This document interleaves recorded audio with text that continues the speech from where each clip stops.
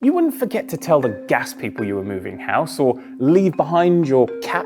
I don't know where that came from, that was just So, why wouldn't you take the same kind of care, consideration and planning when moving your website for whatever reason?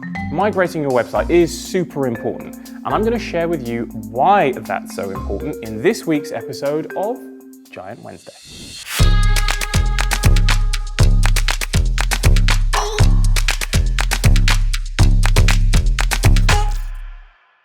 Hi, I'm Sam from Sleeping Giant Media, and today I'm going to share with you 5 pieces of advice when migrating your website. If you like what I have to say in today's video, make sure to subscribe to our channel. We release digital marketing, skills-based videos every single week. So, website migration.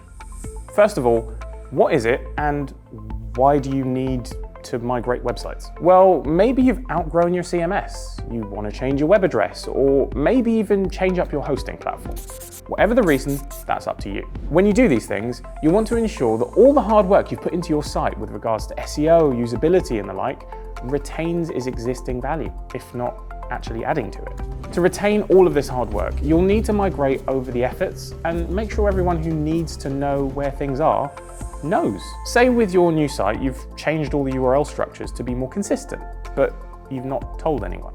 And by anyone, I mean setting up redirects. Existing links to these pages will no longer work. 404s will be everywhere and the user experience will be poor, and search engines will penalize your website, decreasing its rankings and therefore your traffic. Boo. That's why migration is so important. And that's just one small example from a much larger migration checklist. So now you can kind of see what I meant. Website migration is a lot like moving house. If you don't take the time to tell people where you're moving to, you'll end up with a lot of missed mail and probably some unhappy people that were trying to find you, not the taxman. So to avoid poor experiences for your customers, potential users and other internet browsers, you'll want to migrate properly. It's that, or risk your sharp declines in website sessions, conversions, and all the other stats, which no one really wants. There's a whole checklist of activities to get on with, but here's my 5 top tips for making the process as seamless as possible. Number 1, collect as much information as possible. When you're planning on moving out, one of the first things that you should do, really, is have a bit of a cleanup. With this in mind, tidy up your website. Work out what it is you want to bring with you to the new site and what you can afford to maybe chuck away.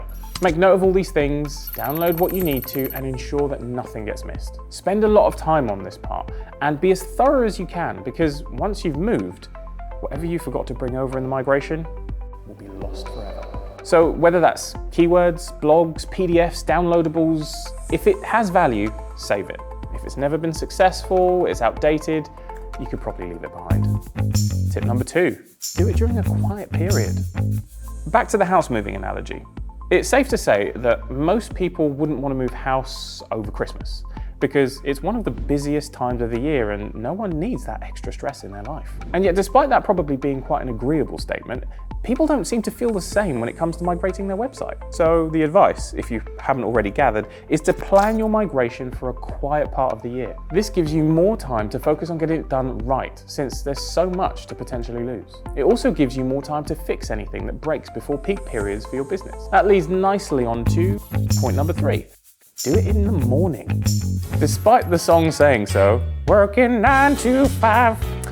Not everyone actually works 9 to 5, but it is still best to work around these times as core working hours. Aim to migrate your site outside of your business hours. Maybe look for quiet times in your Google Analytics, and maybe even on a quieter day when you know you have time and it won't necessarily impact potential customers.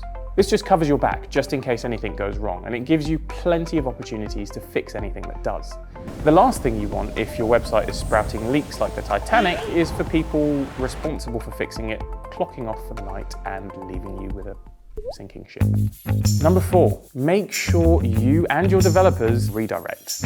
As I've already alluded to, one of the most important parts of website migration is redirecting links from your old site to your new one. This ensures that your SEO value isn't lost, but also that people don't end up on broken pages wondering what went wrong. Remember, links exist everywhere, and trying to track down and change every external link or social media post is a task and a half. Just set up the right redirects. In order for value to be passed over and to retain traffic, you need to redirect. And the best way to do this is a 301 redirect, the permanent kind. Map out your redirects ahead of time and make sure that your developer is comfortable helping you redirect. Number 5, make sure to test all of your tracking.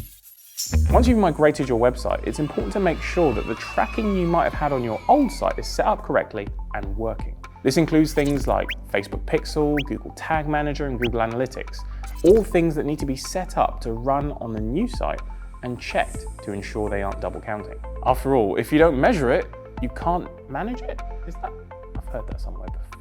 If you're migrating your site, it's important to track and see the success of your updates. So they were my 5 bits of advice for website migrations. You may have guessed from my terminology that every element is important. Getting it wrong is easy to do if you don't consider every single part in advance. So make sure you've covered all options and triple check them. Website migration is a big topic. Some might say, giant. So we'll cover off more in another episode of A Giant Wednesday. If you have any more advice, or if you think we've missed anything really important that should have been in this list, or maybe just want to hit us with a yes queen, make sure you leave a comment and let us know. Here's today's giant cheat sheet on this topic. Click the link in the description to download it, or just take a screenshot if you're on a mobile. As always, make sure you subscribe to our channel for more great content every week. Thanks again for watching, and we'll see you next time for another Giant Wednesday.